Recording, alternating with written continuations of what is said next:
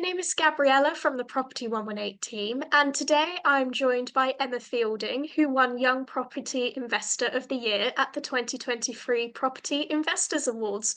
Firstly, welcome, Emma, and huge congratulations on your award. Oh, thank you so much, Gabriella. Yeah, I feel like I'm still a little bit on cloud nine, to be honest. It's been a little bit of a whirlwind since winning the award last month. So yeah, it's just crazy. Ah, bless you. Well, before we get onto the award itself, I want to go back a little bit in time and ask how you got involved in property. How did your career get started? Yeah, so I got started actually in 2018, which seems a long time ago now, actually. And basically, my dad like inherited a house up in the northeast in South Shields, and I was actually living and working up there at the time. And the house was really derelict. It was my grandma's house, and I thought actually I'm going to renovate this house, while working full time. What a crazy idea that seems. So I got really hands on, taking off wallpaper, the tiles, managing the trades as well, finding trades. And over the kind of the 6 week period of doing the refurb, we added £30,000 worth of equity. And I was like, wow, like that's some sum from a £10,000 renovation back then. But at that time, I didn't really think I would do anything really in property. I always wanted to get in property much later on in life, but I didn't think it would come so quick. So the following year, in December 2019, I bought my own property, and it was actually an off-market purchase. It was really quite low in value. It needed full renovation. It was a typical kind of old Victorian style terrace house, and I actually renovated that again while working full time. But this time I was working for a FTSE 100 company, training to be an accountant. So that was obviously very demanding, and obviously doing my exams as well. But anyway, managed to do the full refurb in 13 weeks. And then it kind of got to the end of lockdown. I thought, actually, there's a lot of equity in here. I'm just going to sell this house and kind of move up the ladder a little bit in kind of my own, way. So then I sold that house and I made more than my corporate job wage on that house in 9 months. And then I Oh, did it wow, again amazing. with That's another house, amazing. but then I did it again in 6 months. So I renovated three houses. I sold two, and I thought actually I come out with a nice chunk of cash because obviously I've bought and sold at the right price, and I've in the right area as well. And we did the full refurb, and yeah, I thought actually from that point onwards, it was about January 21. I thought actually there's something in this. I'm gonna do this full time. I'm gonna flip houses full time. And yeah, I basically left the corporate world in January 21. And yeah, then I guess that's kind of when my property journey really kickstarted at that point. And I had a goal of flipping 10 houses, and then I would reassess everything and things in terms of the market. And that's actually where I'm at now. So yeah, I flipped 10 houses. I'm going to flip a few more, and then that's when the direction may change a little bit. Wow, how exciting. That's amazing just to hear how you got started in property and stuff. And you were mentioning there obviously about like your age because you won Yeah. Young Property Investors of the Year. So I'm when you think of property, you tend to sometimes think it can be quite male dominated. Yep, absolutely. So as like a young woman yourself, what advice would you give to other young women who want to have a career in property? My advice is solely don't let kind of the male dominated industry stop you from Mm, going out and achieving your dreams. Yes, it is a very male dominated industry, but actually there's a lot more women coming through, especially younger women as well, which is fantastic to see because women add such a different dynamic to the world of property, and especially when it comes to kind of project management. Like, I project manage all my renovations. mm. And I think at the end of the day, having more women in property gives a whole different aspect to the industry, which I absolutely love. And I'm a massive champion of more women getting in property. If there's one section of people that I can support is women getting in property. And I do get a lot of messages off young girls trying to get in property, and I'm just like, go out and do it. But my main advice is that don't let a male dominated industry stop you. Go down and break those barriers. Go and be firm. Go and be fearless on your renovations when you're speaking with trades and investors. And at the end of the day, just go out and do it, because that's the only way that more women are actually going to get in the industry. Yeah, definitely. I love that. We want more women in property, definitely. Yes, we Have you definitely do. Yes. Have you found that yourself as a young woman, have you found it sort of hard to get into sort of the property world at all, or I think for me personally, I think if you ask a lot of my friends how do I come across, it's probably quite a confident way. So ultimately, I think a lot of the times what's happened is a lot of trades have been quite scared of me, or Mm, oh, she's quite dominant in that kind of respect, and I'm very quick to kind of put them in the place, if that makes sense. In like, I want this because I'm going to achieve X, so I'm very clear and precise in the goals that I set. And I think that definitely helps. But also, as well, I think what's really helped for me is that when I was kind of doing my first 10 houses, I was actually getting on site myself. I was knocking down walls. I was doing some of the plumbing. I was doing the painting, the garden work. I was doing it all. So, naturally, you build up a really good level of respect with the trades, and, they respect you for doing it, because I think when you solely walk in their shoes as trades, you kind of see actually how hard it can be. And when you've personally done it yourself, there is that level of respect there. So definitely from the trade side, I think you've got to go out and to kind of get your hands dirty, to gain that level of respect.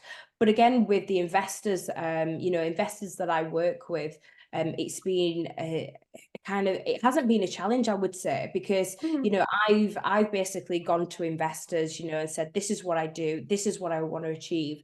And I think ultimately they have just been drawn to me with my vision and drive and passion for property. So I haven't really kind of come across any things with investors, that I'm, young, mm. or I'm a female or anything like that. I think naturally they've just taken me for who I am, and that's somebody that's very driven, very determined to succeed in property. And yeah, I'm doing that. Yeah. Oh, that sounds amazing. Well, hopefully, to any young girls that are listening, hopefully they are inspired by that to get into property. So now I just want to move on to the award itself, the Young Property Investor of the Year. So obviously, we were touching on earlier about some of your property projects that you're doing. So I want to talk about this one project in particular, Yeah. about the Project In. So can you explain more about that? Because that was the project you submitted for the award.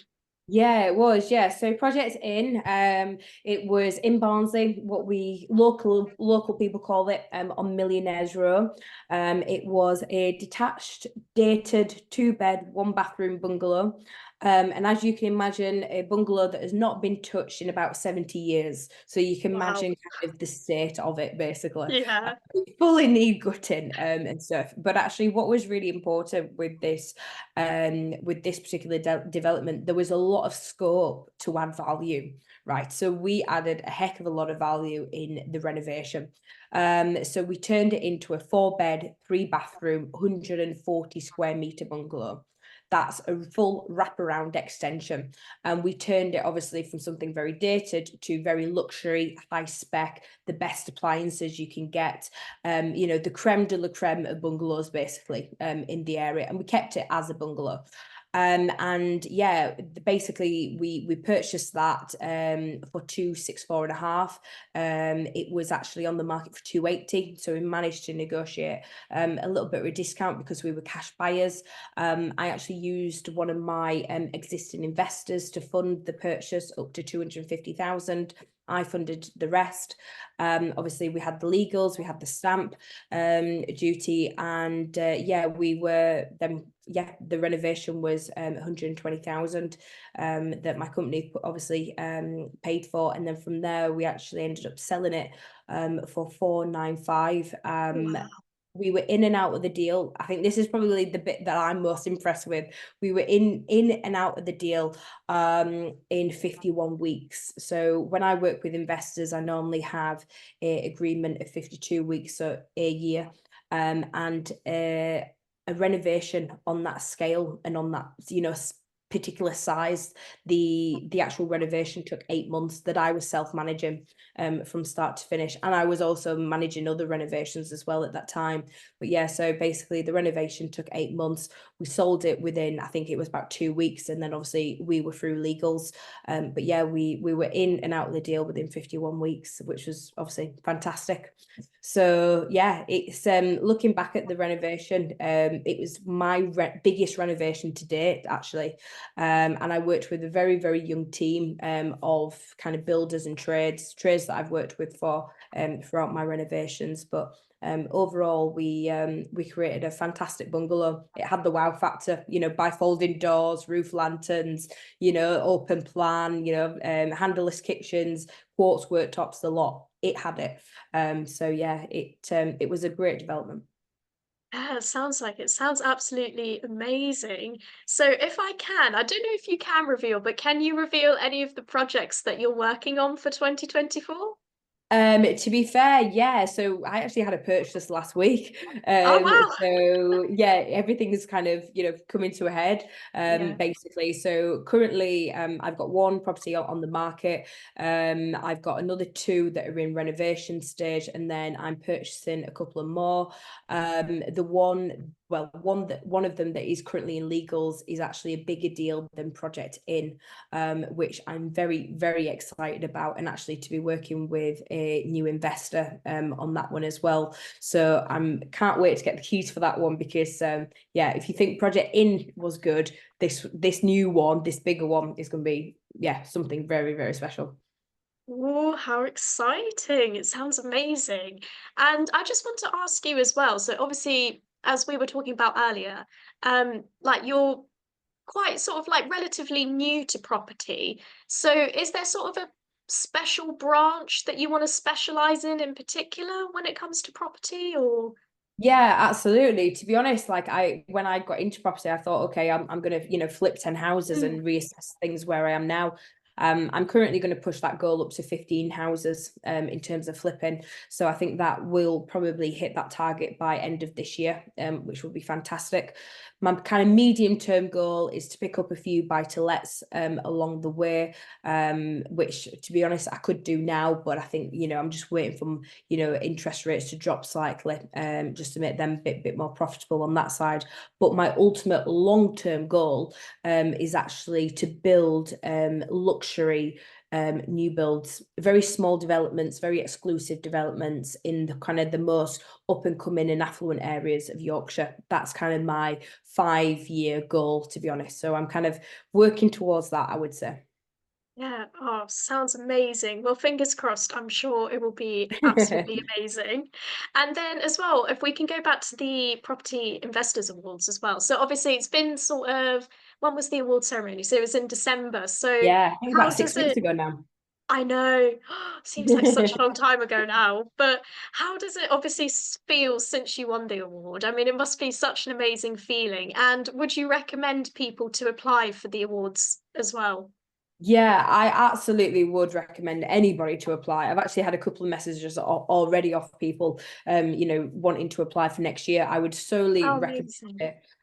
To be honest, it's been an incredible experience. I really didn't think I would win at all. Me and my partner went down thinking, oh, we're just going to have a great time, networking, etc. But actually, to win, it was definitely the cherry on top.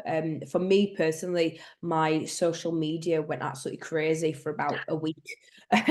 So which was absolutely insane. And obviously, the people that you meet while you're actually at the event was, people that I've seen on Instagram and social media. Connecting with those individuals has been fantastic, just to grow those relationships.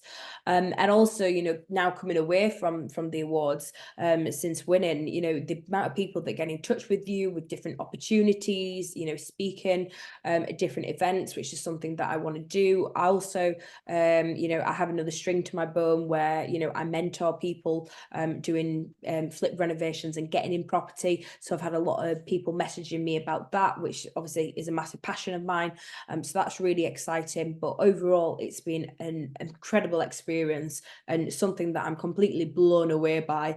Because I just wasn't expecting to win at all. And for me, yeah, it feels like it's really catapulted, my kind of property investing career, to be quite honest. Yeah, definitely. So it's definitely sounds like onwards and upwards for 2024, I think, for you. Absolutely.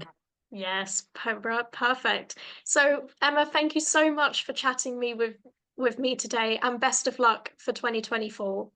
Thank you so much, Gabriella. Thank you. Thank you.